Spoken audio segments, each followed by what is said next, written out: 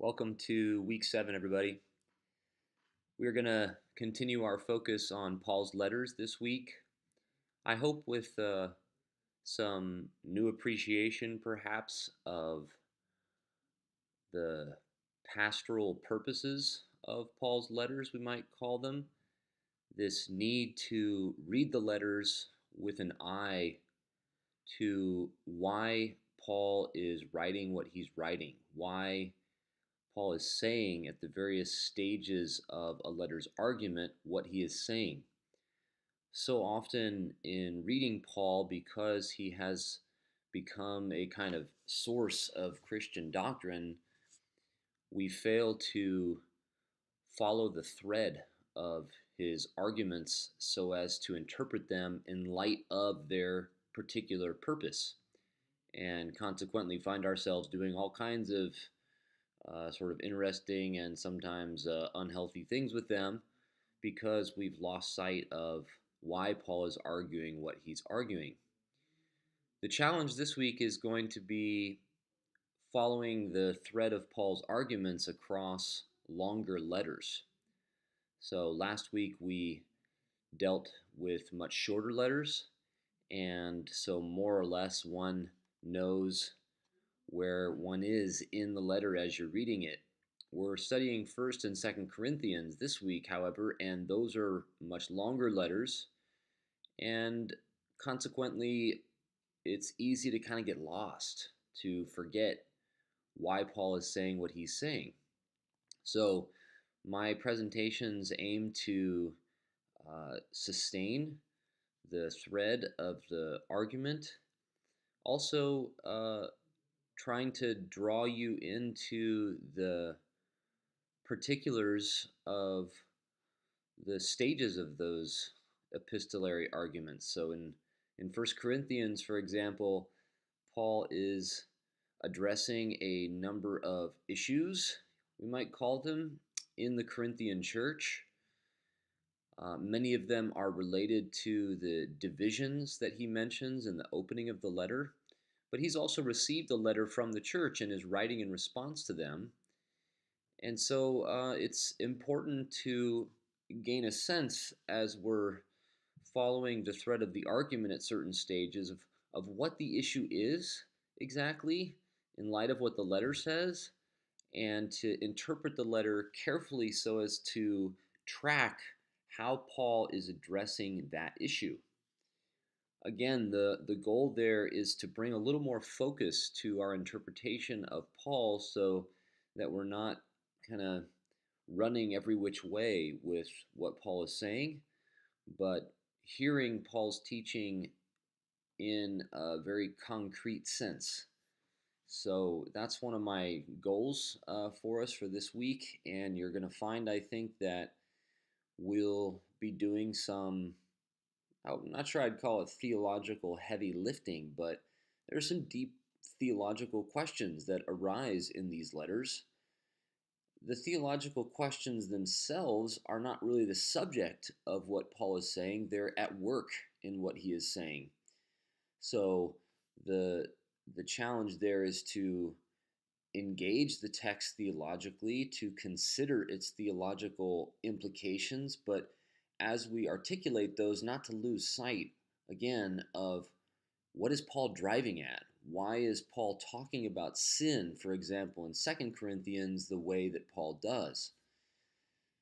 That, I think, can actually help us to develop a theology that is more nuanced, that is a little more nimble, because it's not simply reiterating some kind of dead theory or rigid framework, but using the words of Scripture to reason carefully in relation to concrete challenges of mind, of body, of community. And that is how we're going to be focusing on 1st and 2nd Corinthians. So I look forward to your engagements with those texts, and I think also just some good discussion about what Christian community life is about, and what sorts of dynamics are to characterize our life together so as to be an embodiment of the gospel, but as we'll see in these letters, especially an embodiment of the foolishness of the cross. That I think is a little harder for us as Christians because in an age where we are often defensive about the faith, an age of secularization in some ways for many of us, we are kind of eager to shore up the leaky credentials of the gospel, and we lose sight of the fact that Paul says the cross as a proclamation, as a way of treating each other, as a way of living, is foolishness. And it's precisely its foolishness that has the power to break down our pretentious ways of relating to one another and to the world, and to empower us to love one another in a way that spills over into the world around us. So I think we'll have some rich discussions in the forums about the teaching of these letters. I look forward to those. You should have received your book reviews of Gerd Tyson's The Shadow of the Galilean by now. On the whole, I think the quality of those was very high, and so that was good to see.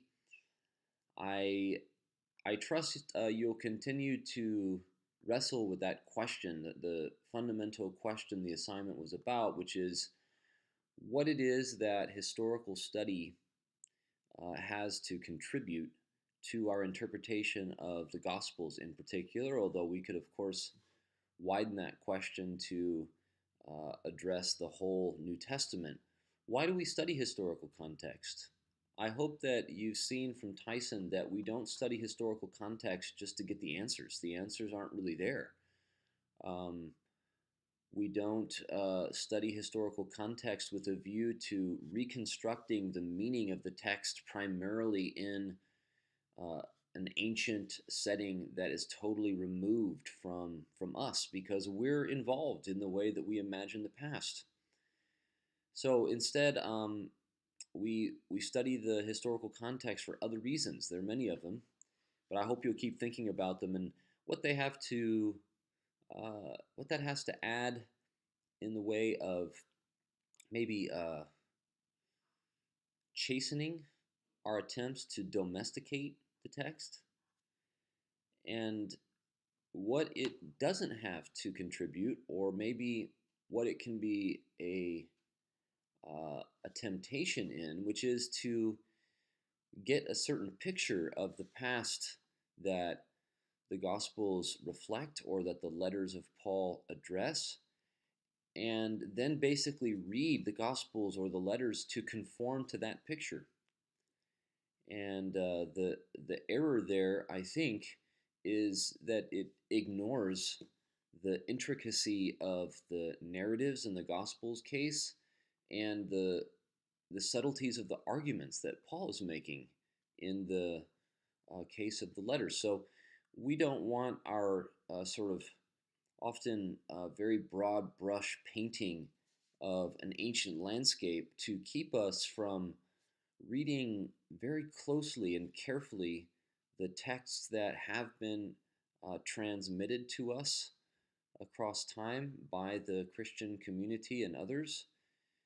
We want to read carefully enough to be able to follow the texture of these arguments and to allow that to even challenge the historical picture that we perhaps have drawn in an attempt to make sense of them.